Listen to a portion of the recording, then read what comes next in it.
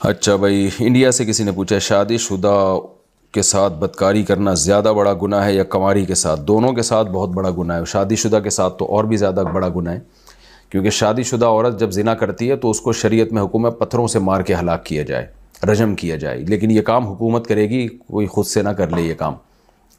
اور کنواری کے ساتھ اگر کسی نے زنا کیا تو اس کنواری لڑکی کو چوک پہ کھڑا کر کے حکومت پر لازم ہے کہ 100 کوڑے مارے، اور اس شخص کو بھی مارے، اور یہ اگر میرڈ تھا تو اس کو بھی رجم کیا جائے گا، یہ ان میرڈ تھا تو اس کو بھی 100 کوڑے مارے جائیں گے۔ تو دونوں بڑے جرم ہیں۔ زنا بہت ہی بدترین چیز ہے، خوب سمجھ لیے، گدھے گھوڑوں کتوں بلوں کا کام ہے،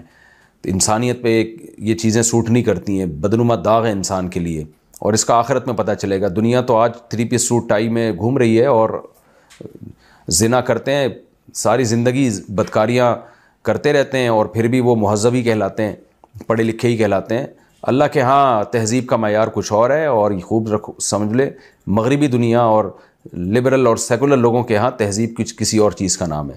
تو اللہ نہیں چھوڑے گا، اللہ نے بہت سخت عذاب رکھا ہے زانی کے لیے، دنیا میں اتنی سخت سزا رکھی ہے تو آخرت میں کیا ہوگی۔ اس لیے اگر خدا نخواستہ کسی سے یہ بدترین زیادتی جرم ہو گیا ہے، خوب گڑ گڑا کے توبہ کر کے اس آگ کو ٹھنڈا کرنے کی کوشش کرے جو اس نے اپنے اوپر جلا لی ہے اور اپنے اوپر واجب کر لی آگ۔ مندر بنانے کی کمائی حلال یا حرام؟ سمیر الیاس انڈیا سے۔ ہم ممبئی میں مستری کا کام کرتے ہیں، یہاں برابر میں لکڑی کا مندر بھی بناتے ہیں جس میں ہندو لوگ اپنے بھگوان کی مورت رکھ کر پوجا کرتے ہیں، کیا یہ کام جائز ہے؟ اس کی آمدن استعمال کرنے کا کیا حکم ہے؟ دیکھیے، ہندوؤں کا بھگوان کی پوجا کرنا ہمارے مذہب کے مطابق تو درست نہیں ہے، لیکن ایک اصول اور ضابطہ سمجھیں، کسی کے ساتھ گناہ میں تعاون،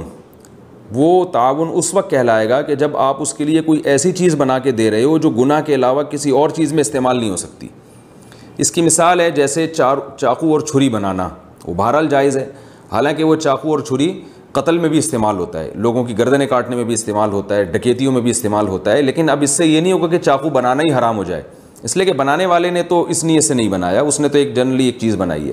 تو مندر یا چرچ بنانے کا بھی اصول یہ ہے کہ اگر اس کی ایسی عمارت بنائی جا رہی ہے کہ جو مندر کے علاوہ کسی اور کام میں استعمال ہو ہی نہیں سکتی، تو پھر تو وہ عمارت بنانا جائز نہیں ہے۔ اور اگر وہ عمارت ہے، اب اس میں اندر کوئی اس کو مندر کے طور پہ استعمال کر لے، یا اس کو مسجد کے طور پہ استعمال کر لے، یا کوئی ہسپتال بنا لے، یا کوئی ویسے ہی چارپائی ڈال کے سو جائے اس میں، تو اگر کوئی ایسی عمارت بنا رہا ہے تو پھر بے شک وہ بطور مندر کے بھی استعمال ہو جائے تو ایسی عمارت کی آمدن کو حرام نہیں کہہ سکتے۔ تو اس لیے عمارت اگر آپ بنا رہے ہیں، صرف عمارت ہے تو وہ بنانا جائز ہے، لیکن اگر وہ ایسی عمارت ہے جو مندر کے علاوہ کسی اور کام میں استعمال ہی نہیں ہو سکتی، پھر اس عمارت کی تعمیر آپ کے لیے جائز نہیں ہے، اور اس کی پھر آمدن بھی آپ کے لیے جائز نہیں ہے۔